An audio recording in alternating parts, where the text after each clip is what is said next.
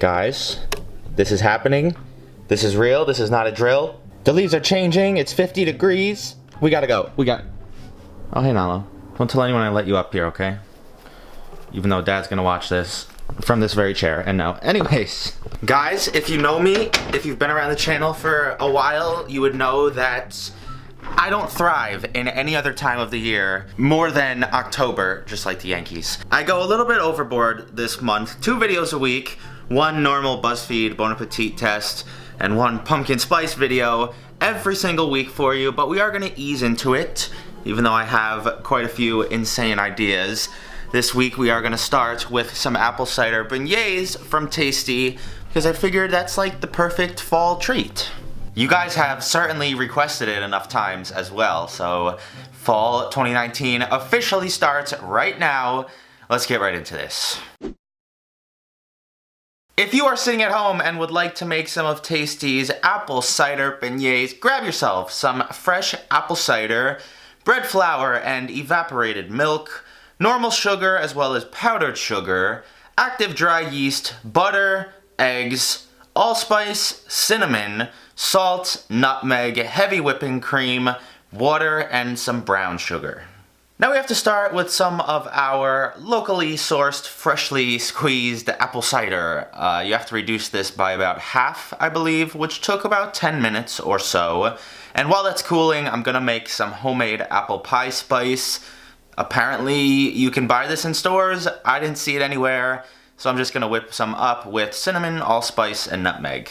In addition, we have to bloom our yeast to make sure it's still alive and not outdated since I've had it since February. Mix that with some water and sugar, and it should become foamy just like this. Now we have to combine the base of our beignets, preferably without eggshells, and this is mainly comprised of that reduced apple cider, so it should have a really nice, sweet, intense apple flavor. Also, that may have seemed like a lot of yeast, but we are using 7 cups of flour, and this supposedly ends up making 36 beignets at the end, so it is quite a fair amount of dough. I'm also not entirely sure why you add in all these ingredients and give it a mix before adding the yeast mixture. If somebody out there knows, feel free to enlighten me.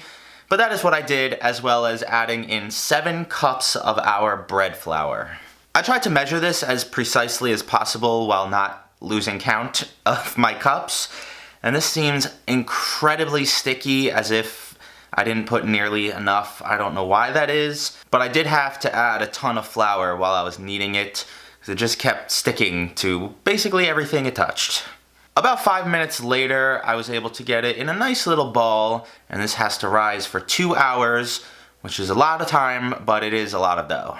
We've got plenty to do in the meantime, starting with our apple cider caramel, which I have a feeling I'm just going to want to drink when it's done. I reduced 2 cups of my cider until only 1 cup remained. I double checked by dumping it back into my measuring glass. And this does look kind of weird, I'm assuming because it's so fresh that the apple is like separating from the water a bit. I don't think that'll make a huge difference, so I added in my brown sugar and gave that a stir. And then about a minute or 2 later, you have to finish it off with some heavy cream and some very cold cubed butter. This should give this a super smooth, glossy finish and a really rich flavor. I left the lid on that for now to keep it a bit warm. I did mix up my powdered sugar and apple pie spice mix, which is gonna finish off our beignets at the very end.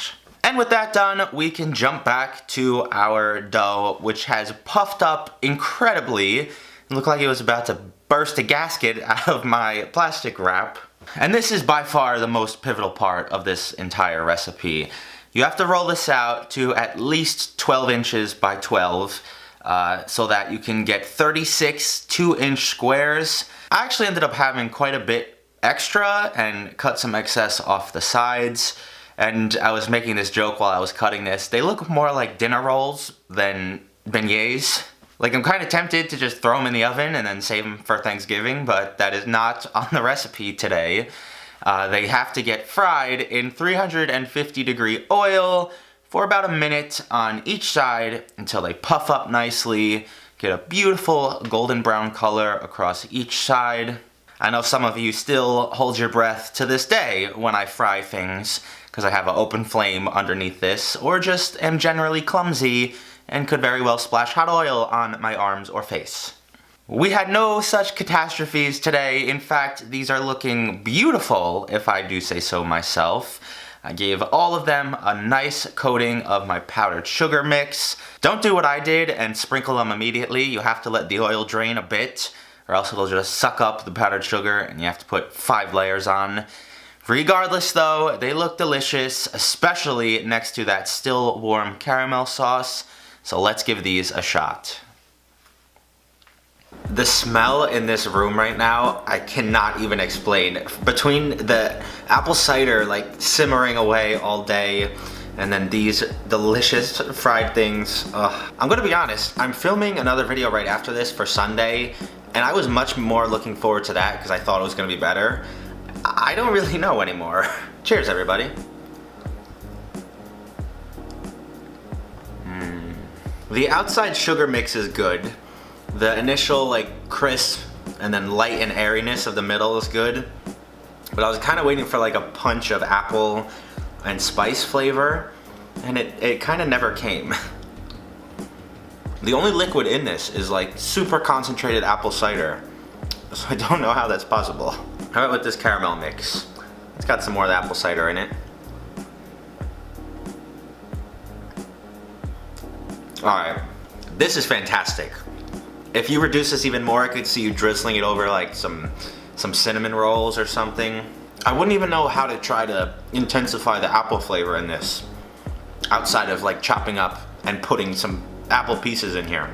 It's definitely not bad. It's not as like delicious and fall-y as I was hoping though.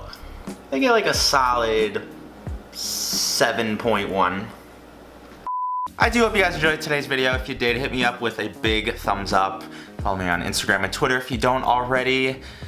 And with that being said, with that out of the way, the Child's Play has concluded for the year. The past few months have been exciting and everything, but as I said at the beginning, shit is about to get incredibly real.